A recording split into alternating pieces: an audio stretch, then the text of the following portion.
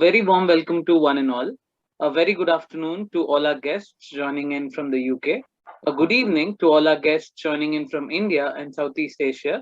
And a very good morning to all our guests joining in from the US and South Americas.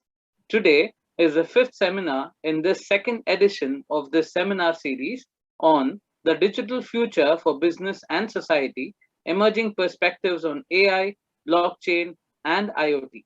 This seminar series has been hosted jointly by Professor Yogesh Dwivedi, who is a professor of digital marketing and innovation, founding director of the Emerging Markets Research Center, and co director of research, School of Management, Swansea University, Wales, UK. Our co host for this seminar series is Professor Ramakrishnan Raman, Director SIBM Pune, Dean Faculty of Management, Symbiosis International Deemed University, and Director Strategy and Development, Symbiosis. Our entire seminar series is jointly supported by the Center for Technology, Innovation, Management and Enterprise, the University of Kent, UK, Digital Marketing and Analytics SIG, Academy of Marketing, Grenoble IAE-Graduate School of Management, a Grenoble INP School of the University of Grenoble, Alpes, the E-Business and E-Government SIG, British Academy of Management, and the UK Academy for Information Systems. To tell you something about the seminar series itself, emerging technologies such as artificial intelligence, blockchain, and Internet of Things undoubtedly offer a transformative potential for the augmentation and the potential replacement of human tasks and activities within a wide range of industrial, intellectual, and social applications. The pace of change for this new AI technological age is staggering, with new breakthroughs in algorithmic machine learning and autonomous decision making, coupled with developments related to blockchain and IoT, engendering new opportunities for continued innovation. The impact of AI and other emerging technologies could be significant, with industries and sectors ranging from agriculture, finance, healthcare, manufacturing, retail, supply chain, logistics, and utilities, all potentially being disrupted by the onset of these technologies. The seminar series on the digital future for business and society, emerging perspectives on AI, blockchain, and IoT will present various perspectives from a number of leading expert speakers to highlight the opportunities and challenges posed by the rapid emergence of these transformative technologies. Today we have with us one such expert speaker from the area of location-based services and IoT, Dr. Roba Abbas, uh, who is from the School of Business, University of Wollongong, Australia. Dr. Roba Abbas is an academic program director and a lecturer with the Faculty of Business and Law at the University of Wollongong, Australia. She has a PhD in location-based services regulation and has received competitive grants for research addressing global challenges in areas related to code design and socio-technical systems, operations related to code design and socio-technical systems, operations management, robotics, social media, and other emerging technologies. Her current research interests include methodological approaches to complex socio-technical systems design. More recently, she has delivered talks and co-organized panels for Yale University, the Alan Turing Institute, the American Association for the Advancement of Science, Arizona State University, and Australia University of Applied Sciences. Dr. Abbas is the co-editor of the IEEE Transactions on Technology in Society and was the technical program chair for the IEEE International Symposium on Technology and Society, hosted by the Arizona State University in November 2020. From 2005 to 2010, she was a product manager with Internet Tricks at Wollongong. Dr. Abbas, over to you.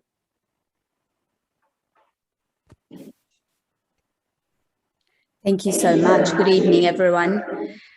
Thank you, Dr. Santosh, for the introduction, and thank you to Professor Dwivedi and Professor Raman for the invitation to speak in this seminar series. I'm delighted to be here sharing the outcomes of several research projects and my thoughts on socio-technical futures, specifically within the context of location services, the Internet of Things, and the future of work. I've taken the liberty here to extend my focus beyond the future of work to the future in general, to our future. Before I begin, I would like to give an acknowledgement of country, which is a practice we perform in Australia in recognition and respect of the Aboriginal people and their ongoing connection to land.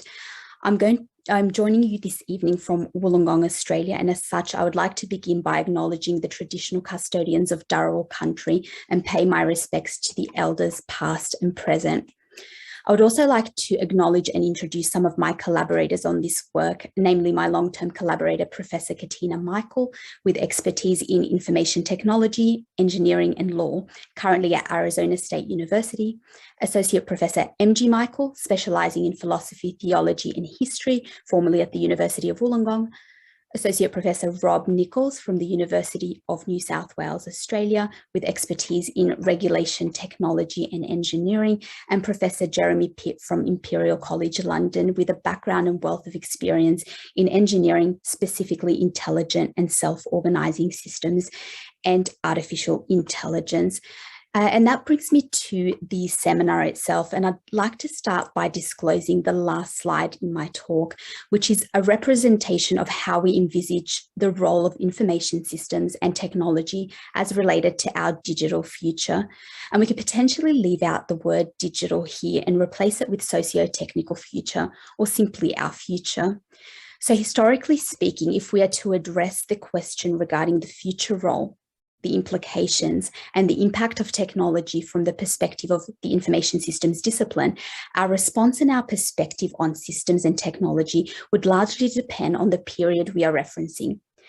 Currently, there appear to be two dominant and competing visions or perspectives. The first is techno-optimism, the idea that technology will primarily deliver benefits and positive outcomes contributing to a bright future. This approach can be quite technologically deterministic in its orientation without due consideration for the social implications and consequences, given that emphasis on harnessing technological potential. The second is techno-pessimism, which is the other extreme, characterized by a dystopian view of technology. This view is unfavorable due to a number of factors, for example, loss of jobs, among others, and perceives a digital future as somewhat bleak and destructive. I note here that the use of the anthropomorphic robot is for demonstrative purposes only, rather than to advance a particular view about humanoid robots and their future. The third perspective that I'm advocating for in this talk, which is a redefinition of the socio-technical perspective that is built on the basis of socio-technical systems theory, but extended to apply to present-day information systems and innovations. So this perspective is characterized by a balanced approach to the design of information and other socio-technical systems, and has a range of features that we have defined within a public interest technology framework as a research group. I propose here two key features or elements in particular that are required in order to work towards that middle ground or balance between techno-optimism and techno-pessimism. The first is a multi-tiered regulatory framework, and the second is a novel socio-technical co-design approach oriented towards a public interest technology agenda. And for the remainder of my talk, I will be working my way back and trying to explain how we have established these two frameworks or methodologies in multiple research projects concerning location services, the Internet of Things, and future of work applications, and how they can be applied to the investigation and design of other socio-technical systems. And my roadmap is as follows. I'll start off by defining the key terms to frame our discussion, moving on to present an overview of the research projects that we have derived our frameworks from. Given that I'll be covering a considerable period spanning over 15 years, I've separated the discussion into two streams.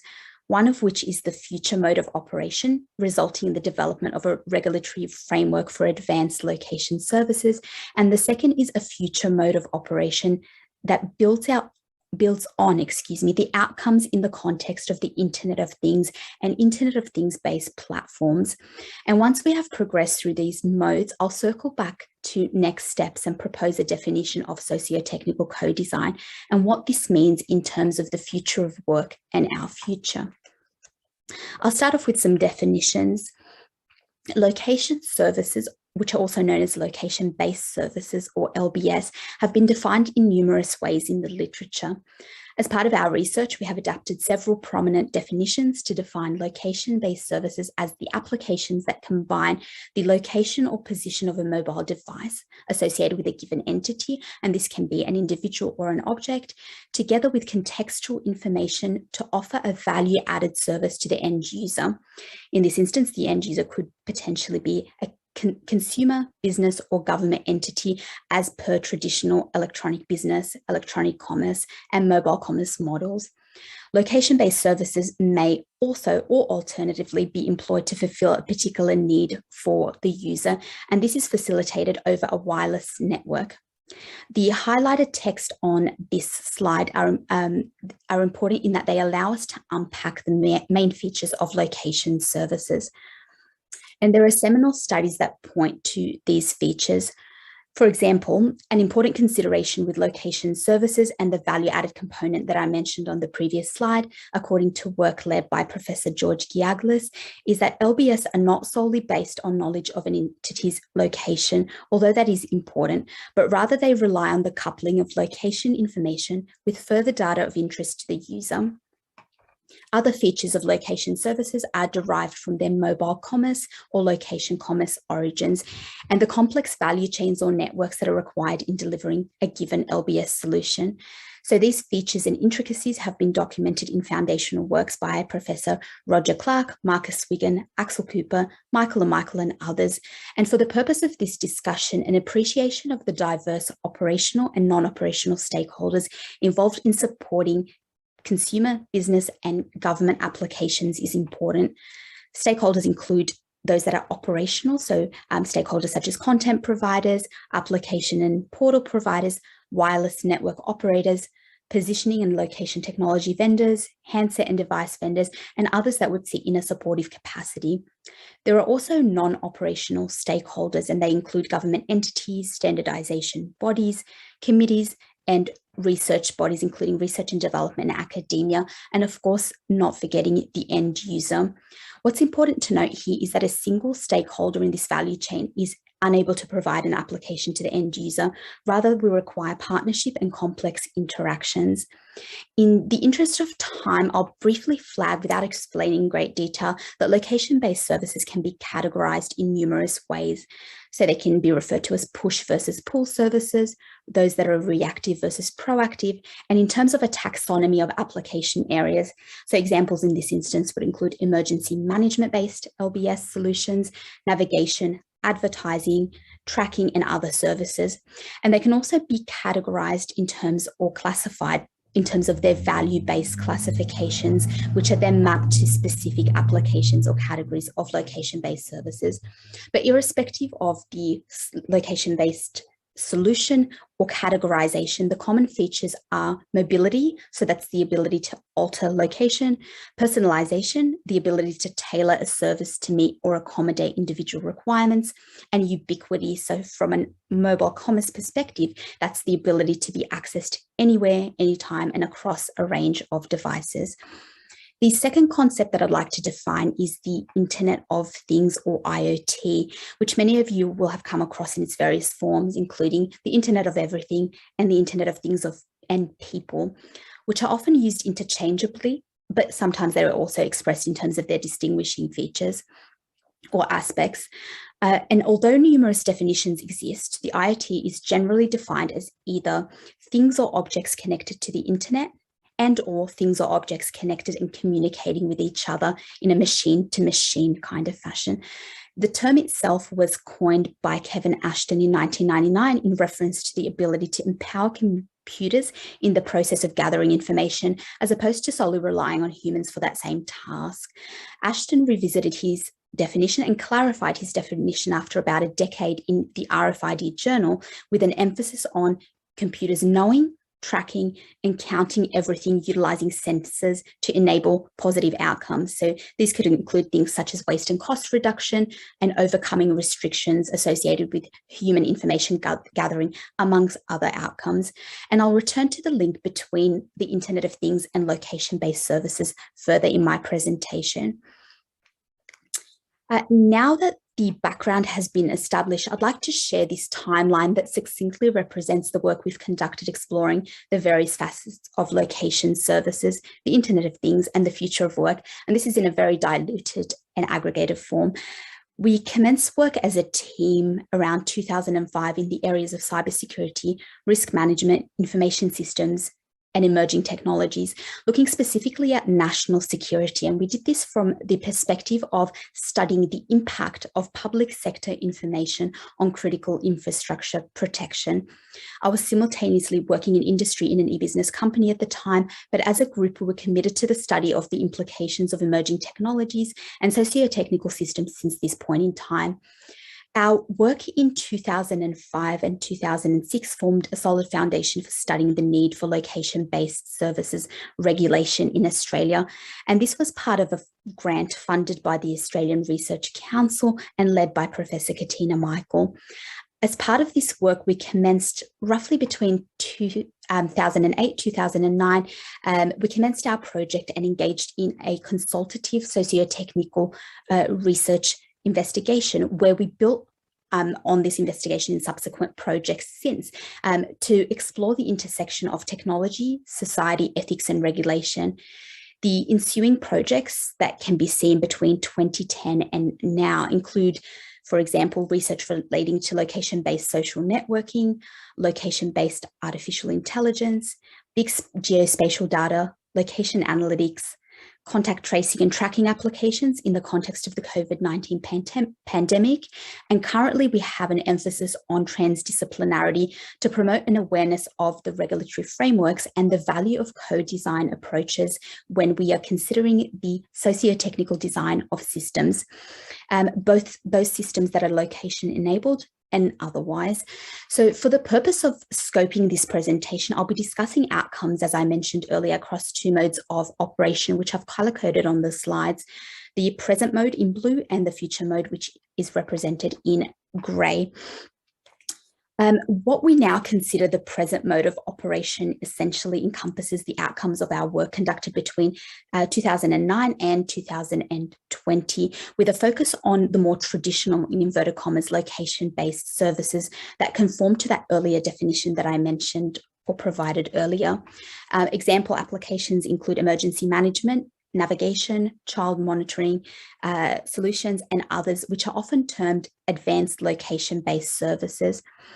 Our research was predominantly focused on establishing whether there was the need to regulate the location-based services industry in Australia. The initial challenge we faced or we were faced with had a number of dimensions to it. So the first was that location-based services were being designed, developed, and implemented without due consideration of the associated socio-ethical and regulatory implications. The second dimension was that the focus in the engineering and information systems domains and in industry in general was on exploiting technological potential rather than on any direct focus on the social aspects or on the people. And thirdly, there was a lack of academic scholarship concerning the need to regulate the design, development, and deployment of location-based services in Australia. And we were specifically looking to do a number of things. The first was to assess the usability of location-based services in Australia. The second was to evaluate location-based services value chains in terms of the relationships and dynamics between stakeholders. Thirdly, we were trying to examine and present the socio-ethical dilemmas, both spatially and using other means. And lastly, we were attempting to review existing legislation and regulatory provisions. In summary, in terms of the outcomes, which I've summarized on the screen, we presented a solution in the form of an aggregated multi-phase socio-technical design methodology for stakeholder consultation that had application beyond and has application beyond the LBS context.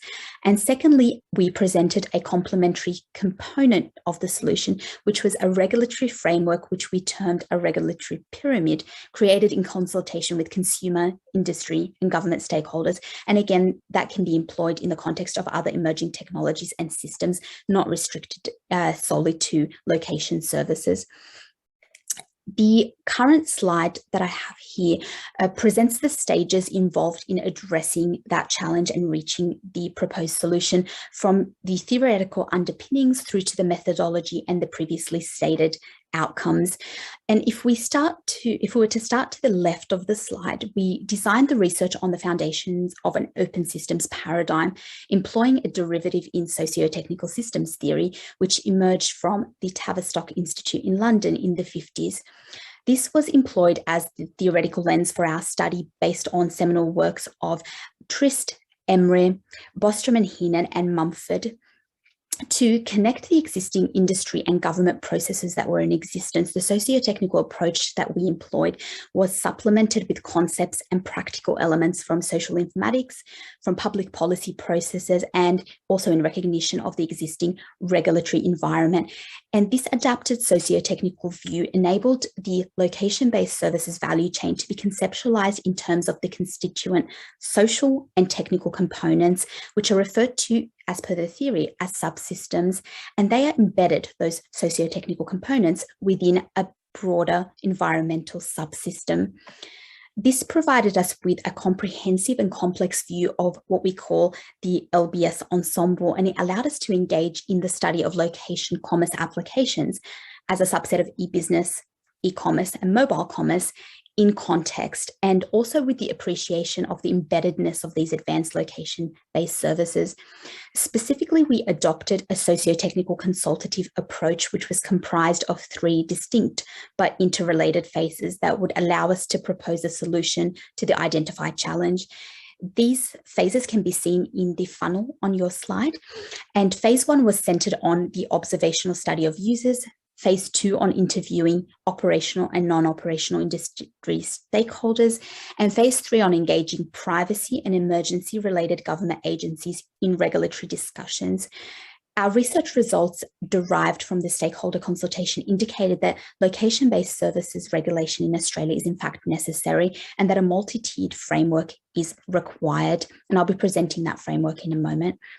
But before I do that, I'd like to provide some visibility on what the phases looked like. And here are some example images.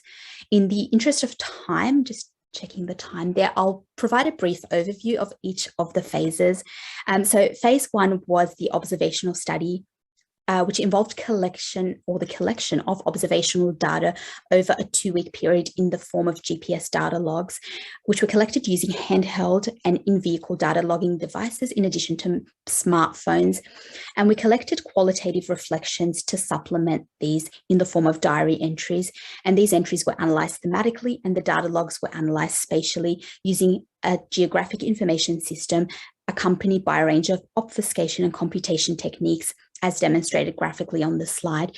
The spatial analysis was key in this process because it was converted into a discussion paper containing storyboards and scenarios across a risk spectrum from low to catastrophic risk levels. And the discussion paper itself was used to inform our 2nd and 3rd phases of the study.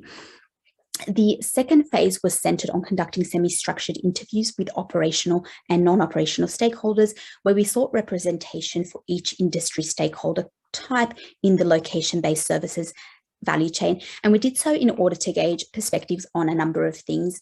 The first was the extent of the organization's involvement and in location-based services and what they anticipate to be the future trends.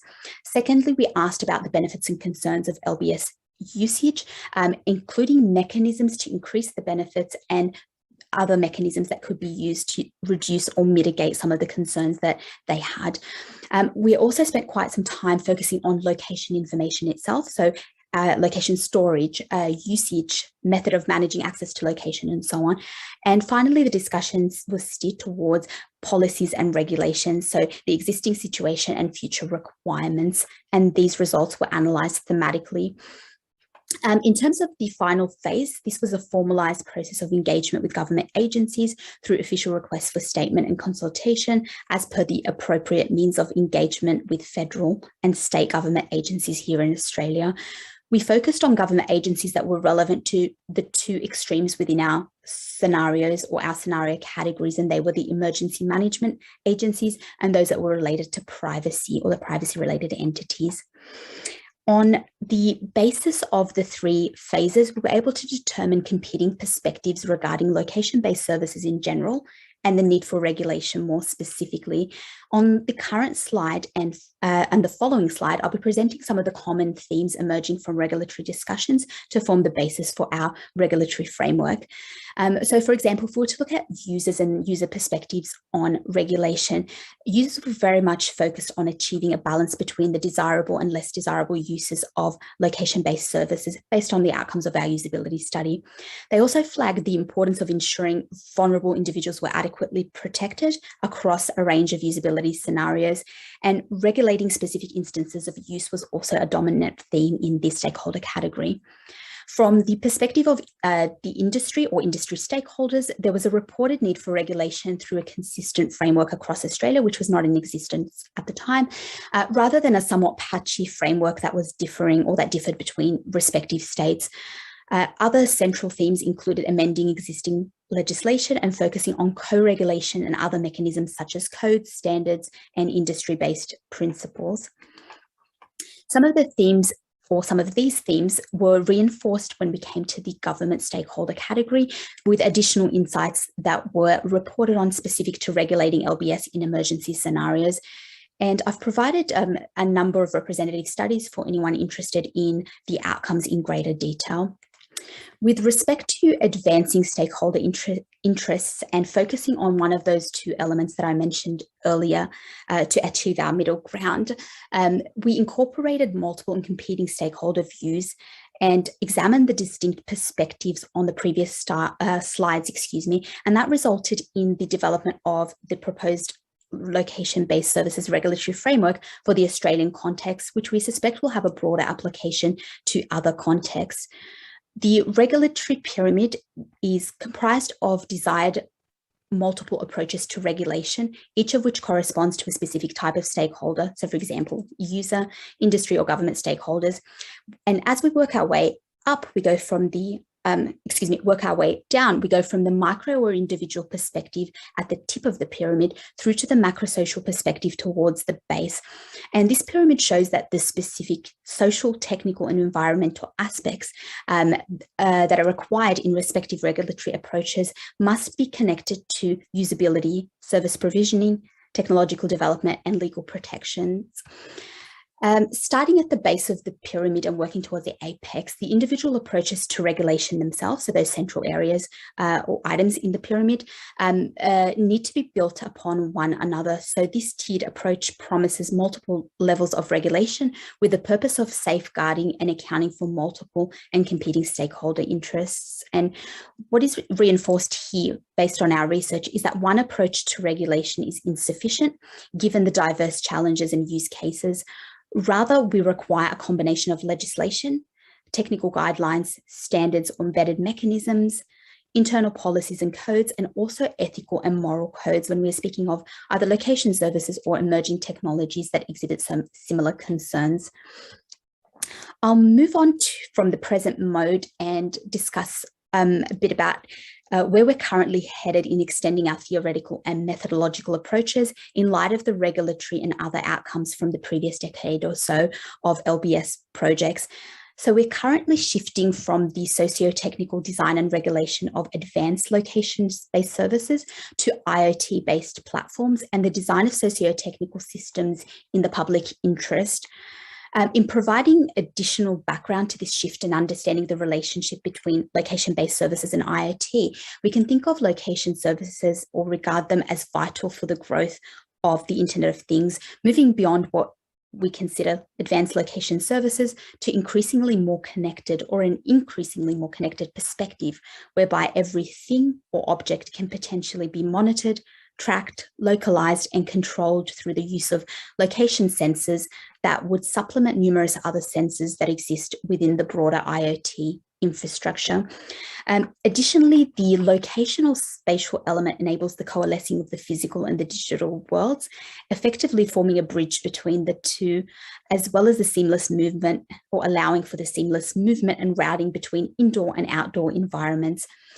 This brings with it a whole host of opportunities from the perspective of patient health monitoring, sustainable smart cities with the potential, for example, to enhance existing infrastructure, resource provisioning, and more, in addition to analytics capabilities that will benefit retail, business, and a range of other operations. One such example that our team is exploring at the moment, or one such research project, is the design of a location-enabled platform, for example, an underlying information system that would facilitate the safety and freedom of individuals living with dementia and other neurocognitive conditions. And if anyone is interested, I'll be happy to point to more information about that project. So despite some of these opportunities that I've identified here, there are a range of socio-ethical challenges relating predominantly to issues of control and trust, which are beyond the scope of this presentation, but we have reported on these socio-ethical considerations in a paper referenced on the screen for anyone who's interested. And we presented this in the form of a socio-ethical impact framework relevant to location services and the Internet of Things. But beyond the original socio-ethical impact analysis, when we consider the socio-technical design of future location-enabled platforms, the challenges are somewhat consistent with our prior research and the previously listed challenges. That is, socio-ethical and regulatory considerations are not always factored into the discussion, and human-centered elements and values are typically not at the forefront of design and development discussions. What we are proposing in our current work and as a solution is the socio-technical co-design of platforms that embed values and also reconcile competing interests in the underlying design of information and other systems, again with those corresponding regulatory frameworks that I mentioned earlier. The proposed solution is the product of, I think, a natural maturing of the research projects that we've been involved in over time, where we've come to an awareness regarding the limitations of existing theories and approaches to complex socio-technical systems design. We feel we're somewhat closer to a suitable vocabulary that will allow us to articulate ways in which we can contribute to overcoming some of the existing limitations. Our major outcomes to date in terms of progressing our research in the future mode of operation include that recognition that we are working within both present and future modes simultaneously, and may as a result be engaging in parallel and not necessarily consistent design processes. Another outcome is that the consultative approach we employed and that I mentioned earlier and that we validated for the present mode of operation must be adjusted when we are transitioning to this future mode where there are IoT-based platforms and models. From the perspective of redefining the means of engagement and also in terms of knowing how best to configure our design process. Another fundamental outcome and contribution is in the notion, which I will present in a moment, of socio-technical co-design, which I will also provide a definition of. We believe that socio-technical co-design is a promising approach for future modes of operation and for future of work scenarios that involve location services and the Internet of Things. One other observation that I would like to point to is that future modes of operation necessitate that we move beyond certain things. These things include moving beyond multidisciplinary approaches into those that are transdisciplinary in nature, moving beyond socio-technical consultation or design methodologies to design partnerships, that is co-design as our appropriate target. We also need to develop beyond mobile and location commerce-based conceptualizations to a more complex socio-technical ensemble view within which your location-based models and mobile commerce-based models are embedded. And a final note is that static regulatory models need to be transitioned to those that are multi-tiered and have scope for development at a pace that is closer to that of technological developments. And I do recognize that this is quite an ambitious statement. In terms of reframing now our challenge, these outcomes that I've highlighted require the reframing of a challenge in the previously presented approach, which I've essentially summarized on this slide and flagged the required changes in red. As you may know, we have integrated the regulatory pyramid to supplement our theoretical underpinnings, and that was not there before. We've also extended our focus beyond the mobile commerce and location commerce models and domains to a more platform-based view, one that recognises that the stakeholder set will need to be updated accordingly. And finally, we propose a refinement in methodology towards the socio-technical co-design approach. I'll just check timing. I might spend another 10 minutes if that's okay. Before I share further information about the socio-technical co-design approach and how we actually define it and our proposed definition, I'd like to note that both the regulatory framework that I shared previously and the socio-technical design concept that I will share in a moment are encompassed within a broader public interest technology ecosystem. And we've proposed the model, which can be seen on the slide, as a means of tracking the flow or process from the technological landscape that we exist within, right through to the design and development of technology that serves the public interest. In this presentation, I've only presented a partial view relevant to location services, the Internet of Things and the future of work, but this diagram offers a more comprehensive representation of how this would look in a real world context, and also in a form that can be generalized and adopted for other emerging technologies. In the interest of time, I'll start wrapping up the discussion by returning to what I consider the balanced and measured lens through which information systems and technology could be viewed, somewhere between that techno-optimism and techno-pessimism perspective. In terms of future research, our work seeks to emphasize the importance of pausing in the process of systems design to factor in the regulatory landscape, both the current and emerging. We also hope to champion the concept of socio-technical co-design, which we recognise requires a number of things, and these include extensions to socio-technical systems theory and existing theoretical approaches, the development of new means or techniques for operationalisation, and a shift from, as I mentioned earlier, multidisciplinarity towards transdisciplinary approaches, among other efforts. And I will end in the next few slides with our definition of socio-technical design, but just to provide a bit of context, there's scant literature available on socio-technical co-design as a concept, and existing studies largely reference those two terms, so the socio-technical and the co-design, as distinct terms. However, we believe here that there is the potential to amalgamate these terms in a way that will allow us to inherit theoretical and methodological assumptions that will be valuable for operationalizing socio-technical theory in a way that will bridge the gap between academia, specifically the information systems domain, industry and practice, government, and users or members of the public. As such, we propose the definition here that I'll briefly unpack on the following slide. And that definition is that socio-technical co-design needs to consider a number of things and can be conceptualized and proposed in this way. It is about the involvement of end users, and this is quite a long sentence, so bear with me, involvement of end users and stakeholders with a legitimate interest in a socio-technical system in its conceptualization, its design, and development through the establishment of a balanced design engagement with the purpose of addressing a jointly defined problem or challenge and embedding identified values in order to achieve a state of equilibrium towards stakeholder empowerment. This definition embodies a range of concepts which are color-coded on your screen. The first is the importance of a human-centered approach to design when we are referencing the involvement of end users and other stakeholders. Next is the notion of balance in a design partnership that is void of any power asymmetry. A third is a problem or challenge, or having a problem or challenge presented as a systems goal and one that is collaboratively defined. The fourth point emphasizes the importance of ensuring and achieving or factoring in, the principles, ethics, and standards.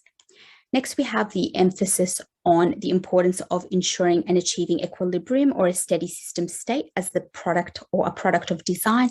And lastly is the notion of stakeholder empowerment linked to ideas of design that promotes and works towards achieving human health, well-being, environmental sustainability, and also a responsible approach to the design of socio-technical systems that will inevitably impact on our future. And I think I'll leave that discussion here, spot on 40 minutes. Thank you. Thank you, Dr. Roba. Thank you very much for first and foremost being bang on time, and that's a fading skill, and I'm sure you've reignited that once again.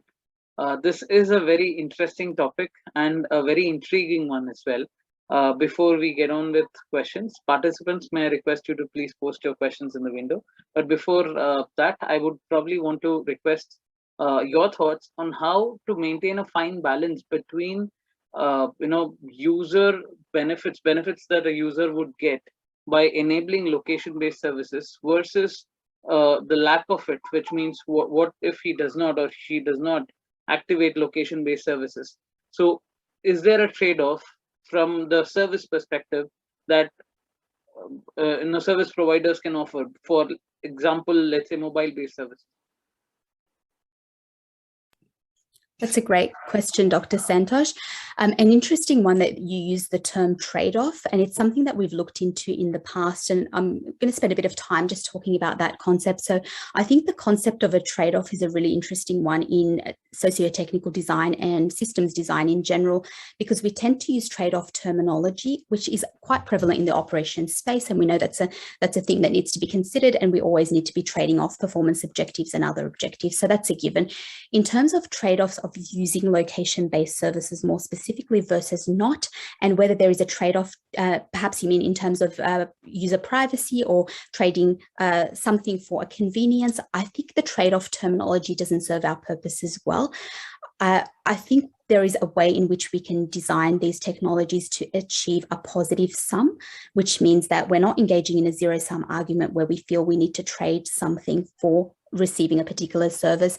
There are approaches that are built on this or negating this trade-off assumption. If you've heard of privacy by design, that's one such approach, the work of Dr. Anne Kavukian, and that's moving away from the trade-off mentality towards one that provides us with this positive sum so we can access location-based services but maintain our privacy. I guess in terms of access in general, I guess there are scenarios where we can broaden this discussion and speak about, for instance, emergency management scenarios where we require access to location-based services, and there's obviously that balance between the provision of location details versus access to that service.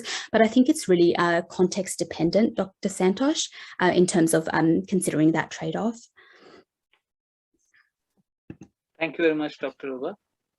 We've got a question from Dr. Annabel Guterres, and she says, engaging on ethical discussion of use of technology for complex systems, do you have a specific methodology for the same? Yes. So the methodology that I alluded to as part of my discussion earlier, socio-technical systems design, has an embedded notion of ethics and ethical alignment. Now, there are multiple approaches in existence. Sorry, was that Dr. Annabel? There are multiple approaches in existence, all of which are socio-technical in nature. So you have privacy by design, and security by design, democracy by design, and a range of other design approaches. The methodology we're specifically referring to here is about the configuration of the actual engagement itself. So what we try to do is conceptualize, in short, I'll be very brief, but conceptualize the system, what the system is, what the social, technical, and environmental components are. We define what is called this notion of optimization. So what does an optimal system look like? We engage with participants in that process in order to achieve that optimal state. And that part of that process is the ability to reconcile potentially competing stakeholder interests. But in short, in order to answer your question, we use the socio-technical design approach. We are hoping to extend that to that model that I presented on the last few slides, the socio-technical co-design approach, where we have high levels of user engagement. But within that, there is the, I guess, the potential to integrate other ethics-based approaches in the operationalization of the socio-technical approach. Thank you, Dr. Uba. Dr. Uba, there's another point that strikes me, which is there practical application of the theory that you just mentioned? So Are industries welcoming this, or how is the industry perspective? Do you think it is limiting for them, or it is more enabling? So what are their thoughts, if you've been in touch with some of them during this process? Yes, that's a fabulous question. I think it's a really important one. I guess a lot of this work, or the birth of a lot of this work, and particularly the socio-technical approach and our selection of that approach, was for that very reason, is that there's always this disparity, and that's well documented between, for instance, if we were to talk about the information systems domain in terms of the academic setting versus in practice or in industry, and there's quite a disconnect there. What was appealing about the socio-technical perspective was the ability to engage in existing systems design and development processes in a manner that we can supplement existing processes that are utilized in industry. So a lot of us in our team have that industry background. We have worked within those processes. We recognize the perspective as well of industry in terms of this being perhaps an inhibitor to technological progress, whereas we've attempted to show across a range of projects. So I presented a couple of projects. We have a range of other projects where we've demonstrated that planning and socio-technical design has benefits for all parties. So that's the underlying premise. In terms of industry perspectives on this, there was a clear distinction between maintaining that line of technological progression, so not inhibiting technological progress in any way, but they weren't necessarily opposed to any methods that would assist them in achieving their own goals. I think what's different and what differentiates what we're proposing here is is providing something that can be operationalized, and that's something that is missing. So often we might engage in socio-technical studies that are not practically applicable in industry, for example, whereas here we show the progression from what the actual technological landscape looks like, how we look at financing and business models. Again, for the purposes of this talk, I only covered a small subset of what this would look like, but you start off with the landscape, you go through to the business and financing models, then you engage with stakeholders, and that's a differentiator which doesn't necessarily happen in existing systems design processes in industry, for example, or it does in some instances, but it's not commonplace. So our models are not conducive to that kind of approach. And then we go on to actually reconciling interests. So within this methodology that we're proposing, we acknowledge that there are competing and divergent stakeholder interests. In the basic philosophy is the ability to define a common goal, which is that joint goal problem definition that would serve all parties.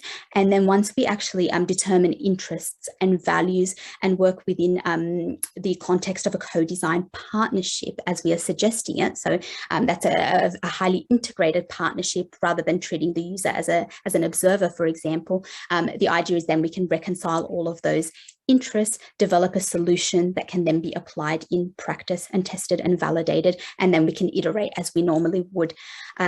I might make one other point, Dr. Santosh, to that. What's really important is that we are not redeveloping a method of systems design. We are trying to supplement existing systems or software development or design processes with something that can work perhaps in a modular fashion.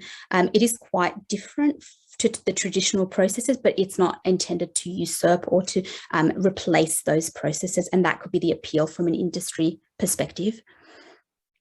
True. Thank you for that detailed explanation. And I think, as you rightly said, it's important that it should ideally have an industry acceptance, and that's very well visible with what you just mentioned.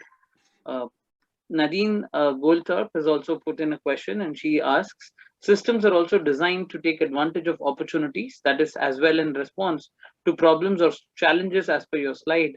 Those opportunities may benefit the designer more than the end user. How will you make sure you can apply the co-design approach in this scenario? That's a fabulous, that's a great question. I'm just going to read the question again to cover all aspects in my response. Yeah. That's quite a common concern and a challenge and a limitation, I guess, of any design approaches, any systems design approaches where there is the capitalizing of technological potential and opportunities that could benefit the technologists, information systems professionals, and so on. I think what's really important here is that empowerment aspect. And that's what we are proposing. And with empowerment, there are a range of ways in which you can empower stakeholders. If we are to place them on, and particularly end users, if we were to place them on an equal footing, for example, as the designer, whilst also recognizing that the designer will facilitate that design process, I think that's a step in the right direction in terms of ensuring that there is no exploitation and that we're not working within the interests of one particular stakeholder category. In the operationalization of this approach that we are suggesting and that we are advocating for, and that is, it's important to note that it's built on previous socio-technical design work, so that concept does exist. We are proposing a slightly different flavor of that approach. We are endeavoring to engage in various, and I wish we had more time to sort of discuss this, various design configurations where you look at the stakeholder categories, the users, perhaps vulnerable or underrepresented, misrepresented communities, and then working with them to define the appropriate engagement strategy that will then lead to the representation of their values, their interests, to ensure that it's not driven solely by the technologist or by the designer, but exploitation and also these systems or these design endeavors being driven by a particular party is a challenge, a concern, and a limitation of this approach. Great question. Thank you. Thank you, Dr. Roba. So Katina Michael has posted a question on behalf of Jason Sargent, and he says, Roba, Jason Sargent here, thank you for the wonderful, concise overview. Would you and your research team suggest that empowerment is the critical way to overcome geoslavery as described by Dobson and Fisher? Yes, very interesting question. Requires a bit of unpacking, Jason. Thank you for that. I think empowerment is crucial from a number of perspectives, one of which is to overcome, as you suggested, geoslavery, but it's, I think, one piece of the puzzle. So we are suggesting the empowerment of stakeholders, but sitting behind this process is, I guess, and I can point in the direction of some published work in this regard, is ideas around how we assume responsibility as technologists, as systems designers. So yes, empowerment is a critical way to overcome geoslavery, but there are other, I guess, responsibilities and stakeholders that have to come to the table to also contribute to that vision of overcoming socio-ethical challenges associated with location technologies, particularly as we get to the point where we have these IoT-based platforms with increased levels of connectivity becomes increasingly important. But yes, it is one element. Thank you. Thank you, Dr. Roba. With that, we come to an end of today's seminar series session. Thank you, Dr. Roba Abbas. It was a very intriguing, interesting, and eye-opening talk that you shared with us, and thank you for sharing your work with us. I've also received requests on a personal chat window with a request to have access to your paper. I'm sure it should be published, and the links we will share. And thank you for your time once again and for throwing light on this topic today. Thank you, Professor Roba Abbas, for giving your time to us. It was an interesting talk. I think a lot of content that has been shared with respect to research aspects that you have discussed is excellent, of building theory, especially in the area which you are actually focusing on. And also you told about the application part for which was asked by Professor Santosh. I mean, that's really fantastic. Thanks for giving your time to us. Professor Yogesh couldn't join this session. He has sent a separate email for all participants who joined. He's traveling and hence he couldn't make it. And hence he is not here in this forum now. Thank you so much. I think the number of questions also were, but due to paucity of time, it's almost, we have to close now, and hence we thought we can stop here. And I'm sure that all those who joined this session have immensely benefited from this talk of yours. I once again formally thank you for giving your time for this seminar series jointly hosted by Swansea University and SABM Pune. Thank you. Thank you. Thank you, Professor Raman, Professor Santosh. Thank you. Thank you, Dr. Roba. Thank you, sir.